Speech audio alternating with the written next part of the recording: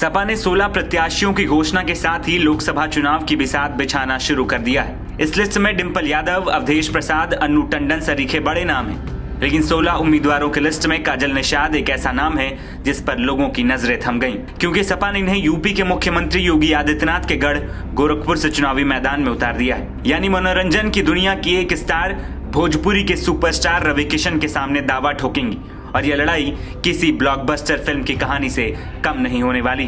फिल्मी सितारों का राजनीति से बहुत गहरा नाता रहा है। खासकर जब हम भोजपुरी फिल्म इंडस्ट्री की बात करते हैं तो मनोज तिवारी, रवि किशन और दिनेश लाल यादव यानी निरहुआ जैसे दिग्गज अभिनेता सामने आ जाते हैं, जो इन दिनों एक्टिंग के साथ साथ राजनीति में भी सक्रिय हैं। और लंबे वक्त तक टीवी सीरियल्स और भोजपुरी फिल्मों में काम करने के बाद काजल निषाद को भी समाजवादी पार्टी ने राजनीति में अब तक का सबसे बड़ा ब्रेक दिया है और इसके लिए काजल निषाद पूरी तरीके से तैयार भी हैं और रवि किशन को पूरी चुनौती देने का ऐलान कर चुकी हैं। कलाकार वर्सेस कलाकार की लड़ाई है ये नहीं है, यहाँ कलाकार वर्सेस समाज सेवी की लड़ाई है।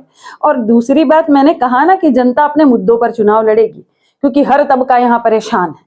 यहाँ अधिवक्ता हो या अधिकारी हो या कर्मचारी हो या महिला हो या जवान हो या किसान हो या विद्यार्थी हो, हर कोई यहाँ परेशान है। सपा ने काजल निषाद पर लगातार तीसरी बार भरोसा जताया है। इससे पहले पार्टी उन्हें विधानसभा चुनाव और नगर निकाय चुनाव में मौका दे चुकी है। वहीं काजल निषाद की शादी गोरखपुर के भौवा पार में रहने वाले संजय निषाद से हुई। काजल सपा में आने से पहले 2012 से ही कांग्रेस में सक्रिय राजनीति कर रही थी, लेकिन उन्होंने 2021 में कांग्रेस का दामन छोड़कर समाजवादी पार्टी ज्वाइन कर ली। अखिलेश यादव जब गोरखपुर दौरे पर गए थे उस वक्त वो काजल निषाद के घर भी पहुंचे। काजल ने अपने सोशल मीडिया पर कहा था कि मेरे घर राम आए। इसके बाद कयास लगाए जा रहे थे कि काजल निषाद को पार्टी जल्द ही बड़ी जिम्मेदारी देने वाली। काजल का जन्म गुजरात के कच्छ में हुआ, लेकिन वो करियर के लिए मुंबई आ गई और यहीं फिल्मों और शोज में काम किया। साल 2009 में उन्होंने लापतागंज शो में चमेली के रोल के करियर से शुरुआत की।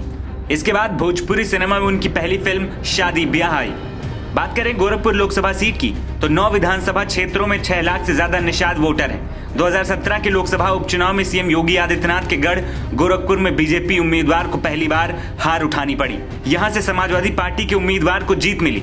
निषादों के अलावा गोरखपुर में 5 लाख के करीब मुस्लिम वोट हैं। इसी के चलते अखिलेश यादव ने काजल निषाद को चुनावी मैदान में उतारा है। अगर निषाद वोट काजल के पक्ष में चला गया तो बीजेपी उम्मीदवार रवि किशन को नुकसान उठाना पड़ सकता है। बीजेपी ने 2019 के लोकसभा चुनाव में भोजपुरी फिल्मों के स्टार रवि किशन को गोरखपुर सीट से टिकट देकर चुनाव के मैदान में उतारा था। रवि किशन 2 लाख से ज्यादा वोटों से चुनाव जीते। जानकार बताते हैं कि 2024 के चुनाव में संभवतः बीजेपी दूसरी बार रवि किशन को चुनाव में उतारेगी। अब काजल के आने के बाद यहाँ का चुनाव रोचक हो गया है। काजल निषाद को सुनने और देखने के लिए लाखों की भीड़ उमड़ती है। काजल भी भोजपुरी फिल्मों से आती हैं। ऐसे में अब 2 भोजपुरी फिल्मी एक्टर सियासी पिच पर कैसा प्रदर्शन करेंगे ये तो देखने वाली बात होगी, लेकिन लड़ाई दिलचस्प होगी। एनबीटी ऑनलाइन की रिपोर्ट।